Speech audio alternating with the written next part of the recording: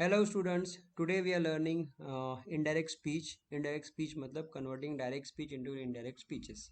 Now direct speech वो होता है जो हम लोग exact word जैसे किसी ने बोला है सेम टू सेम उस मैसेज को हम उसी सेंटेंस को एक्सप्लेन करते हैं या उसी सेंटेंस को हम बोलते हैं अपने उसी सेंटेंस को हम बताते हैं उसको कहते हैं डायरेक्ट स्पीच। जैसे माया सेड, माया ने कहा आई एम बिजी नाउ, तो आई एम बिजी नाउ ये माया ने बताया हुआ सेंटेंस है, तो इसको हम बोलेंगे डायरेक्ट स्पीच। अब उसको इनडायरेक्ट में कन्वर्ट करना है तो क्या होगा, इनडायरेक्ट में कन्वर्ट करने के लिए हम क्या करेंगे, उसको अपने लैंग्वेज में एक्सप्लेन करेंगे या कोई थर्ड पर्सन उसको एक्सप्लेन कर रहा है या स्टेट कर रहा है। So that will become Maya said that she was busy. ठीक है, तो यहाँ पे क्या था, यहाँ पे सिंपल प्रेजेंट था तो ये सिंपल पास्ट हो गया। तो यहाँ पे आप देखोगे जैसे चेंज नंबर 1 क्या है, remove the commas and inverted commas. तो यहाँ पे जो आपके कॉमाज हैं ये इन्वर्टेड कॉमाज है और यहाँ पे कॉमा होता है, ये रिमूव करना है। सेकेंड चीज़ हमें क्या करना है, इसका टेंसेस चेंज करना होता है। जैसे कि ये सिंपल प्रेजेंट है तो ये सिंपल पास्ट हो गया। तो ये सिंपल प्रेजेंट से पास्ट कैसे होता है ये मैं आगे आपको इसके अंदर थोड़ा सा एक्सप्लेन करके बता दूंगा ये डायग्राम में।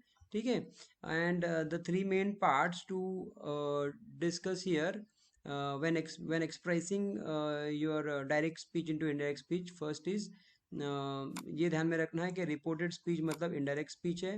फिर रिपोर्टिंग वर्ब्स को ध्यान में रखना है, जैसे सेड, टोल्ड, आस्क, इसको हमें यूज करना है। ठीक है, and we also have to add the conjunction.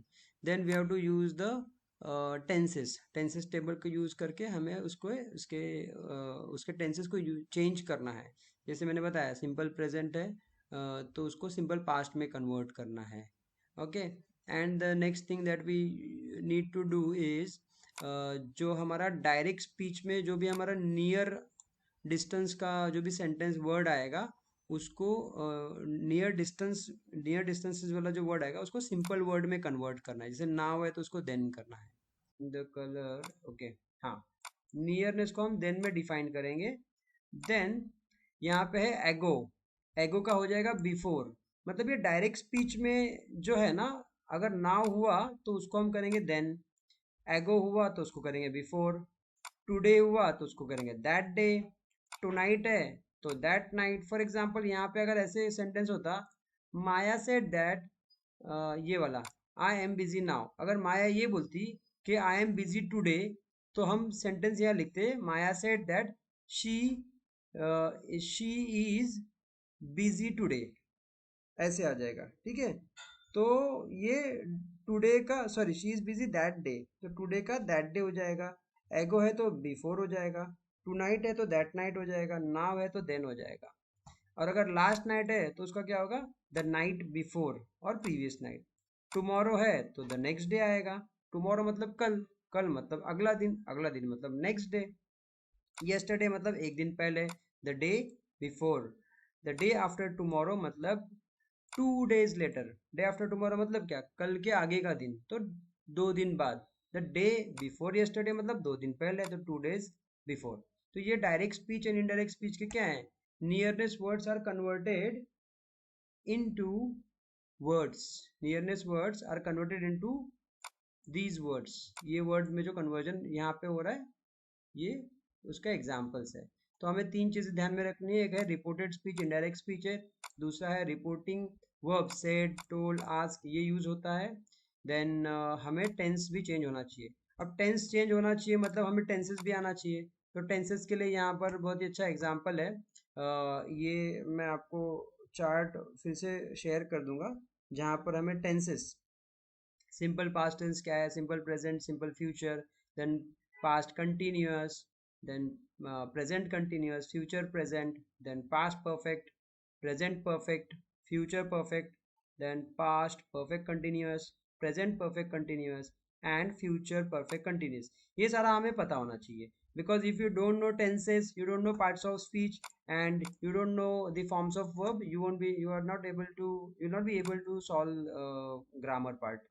कोई भी ग्रामर पार्ट में कुछ भी आएगा तो आपको प्रॉब्लम हो जाएगी, आप नहीं कर सकते अगर आपको पार्ट्स ऑफ स्पीच नहीं पता है, ग्रामर के टेंसेस के फॉर्मूलीज नहीं पता है। एंड आई थिंक ये चार्ट अगर आप अच्छे से गो थ्रू करोगे तो you will be able to do it easily, मतलब ये चार्ट में सब कुछ है। बस एक चीज़ जो ये वाली है, हाँ, forms of verb. So I will share 1000 forms of verb where you can go through once or twice or thrice and you'll be able to do it. तो बस forms of verb करिए, tenses करो, parts of speech और ये tenses formulas इतना कर लोगे तो कोई भी grammar part आप solve कर सकते हो. Okay, coming to the next point. Okay, now यहाँ पे एक example है. Ben says I have no time for going to lunch. अब ये और एक एग्जाम्पल के थ्रू से समझा रहे हैं. Ben says I have no time going to lunch. तो जो बेन सेज है, जैसे माया सेड, बेन सेज, इसको बोलेंगे रिपोर्टिंग सेंटेंस. इसको क्या बोलेंगे? Reporting sentence. और जो I have no time for going to lunch, इसको बोलेंगे डायरेक्ट सेंटेंस. तो ये हो गया रिपोर्टिंग सेंटेंस, ये हो गया डायरेक्ट सेंटेंस. अब इसको इनडायरेक्ट स्पीच या रिपोर्टेड स्पीच में कैसे कन्वर्ट करना है वो देखते हैं. बेन सेज, तो बेन सेज के बाद क्या आएगा? दैट. कंजंक्शन यूज करना बताया था ना. Ben says that he has no time for going to lunch. ये हो गया सबऑर्डिनेट क्लॉज, मतलब आपका इनडायरेक्ट स्पीच. ऐसा सेंटेंस जो हमने अपने सेंटेंस में उसको एक्सप्लेन किया है. सो ये हो गया आपका मेन क्लॉज, मतलब ये वाला. फिर ये आपने कंजंक्शन ऐड किया, फिर ये आपका सबऑर्डिनेट क्लॉज है. अब सबऑर्डिनेट क्लॉज में क्या होता है? हम टेंस चेंज कर देते हैं. ठीक है, यहाँ पे और कुछ एग्जांपल्स हैं, उसके बाद बताता हूँ टेंस कैसे चेंज करना होता है. ये देखिए, ये हो गया आपका मेन क्लॉज. ये विनन ask me, father tell us, granny wants to know, ये आपका क्या हो गया? मेन क्लॉज हो गया. एंड ये आपका कंजंक्शन हो गया, इफ, दैट, वेयर, ये आपका कंजंक्शन हो गया. ये सेकंड पार्ट. और थर्ड पार्ट सबऑर्डिनेट क्लॉज, मतलब आपका जो मेन सेंटेंस है उसको आपने कन्वर्ट किया इनडायरेक्ट स्पीच में, अपने ओन वर्ड्स में एक्सप्लेन किया, उसको बोलेंगे सबऑर्डिनेट क्लॉज. उसके बाद में हाँ, जैसे कि आपका ये सेंटेंस है या स्टेटमेंट है कोई भी, तो स्टेटमेंट के आगे से है, सेज है, सेड है, टेल है, टेल्स है और टोल्ड है, तो हम क्या यूज करेंगे? दैट कंजंक्शन यूज करेंगे. जैसे कि यहाँ पर वीरेन सेज, अगर Viren sorry, father tells us that, तो टेल्स अस, तो मेन सेंटेंस में अगर टेल्स अस है तो ही हम दैट यूज कर सकते हैं. ठीक है, अगर यहाँ पे आस्क है तो ही हम इफ यूज कर सकते हैं. ये देखो, यहाँ पे आस्क है तो हम यहाँ पे इफ यूज करेंगे. और अगर टेल है तो टू प्लस इन पर कुछ एग्जांपल्स हैं direct speech into indirect speech, जिसको आप सॉल्व कर सकते हो. I have to get into grammar part. हाँ, यहाँ पर कुछ सब ऑर्डिनेट क्लॉज है, जैसे कि बताया था कि सब ऑर्डिनेट क्लॉज में हमें टेंसेस चेंज करना पड़ता है. तो अगर प्रेजेंट सिंपल है तो पास्ट सिंपल हो जाएगा. अब जाते हैं ग्रामर की तरफ. प्रेजेंट सिंपल, तो प्रेजेंट सिंपल क्या है आपका? हाँ, प्रेजेंट सिंपल. जैसे यहाँ पे लिखा हुआ है आई एम 19 ईयर्स ओल्ड, ये प्रेजेंट सिंपल है. तो इसमें क्या होगा? She said that I was 19 years old. मतलब उसने जो चीज बोला उसको जब मैं अपने सेंटेंस में एक्सप्लेन करूंगा या एक्सप्रेस करूंगा तो वो पास्ट में रहेगा ना. उसने बताया मुझे कि वो 19 की थी जब बताया तब. तो ये प्रेजेंट है, ये प्रेजेंट सिंपल है, तो पास्ट सिंपल में कन्वर्ट होगा. Next, past simple.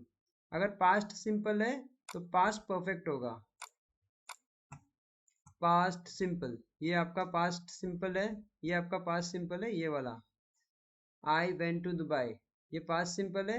ये क्या हो जाएगा? पास्ट परफेक्ट, मतलब had plus third form of verb लगेगा. हैड मतलब, जैसे यहाँ पे एग्जांपल है, आफ्टर वी, ये देखो, after we had finish shopping we went straight home. We had finished, FINISHED, which is third form of verb. तो अगर ये अगर ये आपका पास्ट सिंपल है तो पास्ट परफेक्ट में कन्वर्ट होगा. अगर आपका प्रेजेंट प्रोग्रेसिव है तो पास्ट प्रोग्रेसिव. प्रोग्रेसिव मतलब क्या? कंटिन्यूअस. प्रोग्रेसिव मतलब क्या? कंटिन्यूअस. कंटिन्यूअस टेंस मतलब पास्ट कंटिन्यूअस. प्रेजेंट कंटिन्यूअस है तो पास्ट कंटिन्यूअस में होगा. फिर प्रेजेंट परफेक्ट है तो पास्ट परफेक्ट में होगा. फ्यूचर सिंपल है तो ये कन्वर्ट होगा future in the past. Okay, now more changes, let's check the more changes. अगर प्रोनाउन में आई है, अगर प्रोनाउन आपका डायरेक्ट स्पीच में आई है तो इनडायरेक्ट में होगा शी. आई है तो क्या हो जाएगा शी।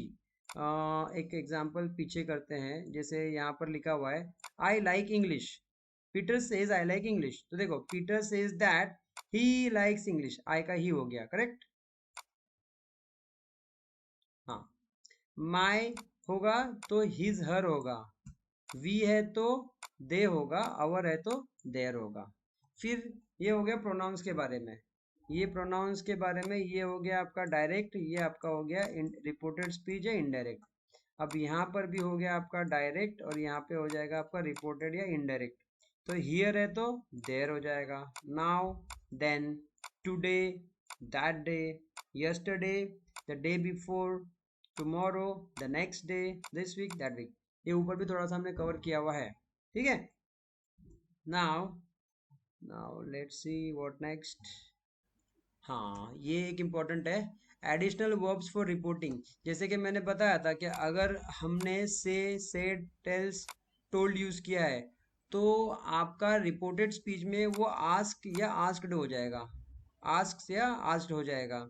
और अगर हमने admit, remind, advise, think, guess, agree, insist, confirm, इस तरीके के अगर एक्सप्रेशंस हैं तो क्वेश्चन फॉर्म में वो हो जाएगा we want to know and wonder, इस तरीके के एक्सप्रेशंस में। यहाँ पे कुछ एग्जांपल्स है, उसके थ्रू से देखते हैं कि can I have an apple, she asked, she asked for an apple, तो क्या हो जाएगा, ये देखो यहाँ पे आस्क हो जाएगा, है ना।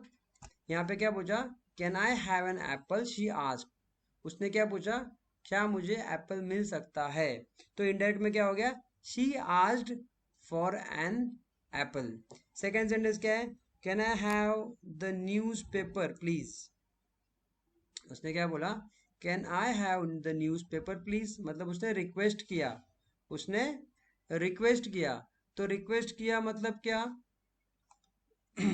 उसने इंसिस्ट किया, राइट, कि can I have the newspaper please, he asked for the news paper, तो क्या हो जाएगा, ही asked for the news paper. यहाँ पर कुछ क्वेश्चन फॉर्म्स है, क्वेश्चन फॉर्म्स में अगर हम देखते हैं तो डायरेक्ट स्पीच और इनडायरेक्ट स्पीच कैसे होता है, can I have an apple, she asked, तो उसका कन्वर्जन कैसे होगा, सबसे पहले तो इसका ये कॉमाज, इन्वर्टेड कॉमाज और ये कॉमा, ये सब हट जाएगा, फिर आएगा she asked for an apple, okay, can I have the newspaper please, he asked for the newspaper, ये रिक्वेस्ट है ना, can I have the newspaper please, तो वो रिक्वेस्ट मतलब क्या, पूछना होता है ना, तो ही asked for the news paper. May I have the glass of water, he said, तो क्या हो जाएगा, ही asked for a glass of water. Sugar please, she asked for the sugar. Could I have 3 kilos of onions, he, can I, हाँ आई का क्या होगा, ही, ऊपर हमने देखा था यहाँ पर आई होगा तो क्या होता है, ही या शी होता है, ओके। तो can I have 3 kilos of onions, he asked for 3 kilos of onion, ये हो गया क्वेश्चन कैसे कन्वर्ट करते हैं। फिर ऑर्डर्स एंड रिक्वेस्ट, जैसे कि the doctor said to me stop smoking, ये कोई ऑर्डर है या रिक्वेस्ट है ना, मतलब थोड़ा सा अर्जेंसी है कि भाई ये करना है। तो the doctor said to me stop smoking, doctor ने कहा कि स्मोक मत करो, तो इसका क्या हो जाएगा, the doctor told me to stop smoking, doctor ने मुझे बताया कि स्मोक मत करो, ठीक है। Doctor said to me, doctor said to me कहाँ गया, लेट मी शो यू कहाँ गया,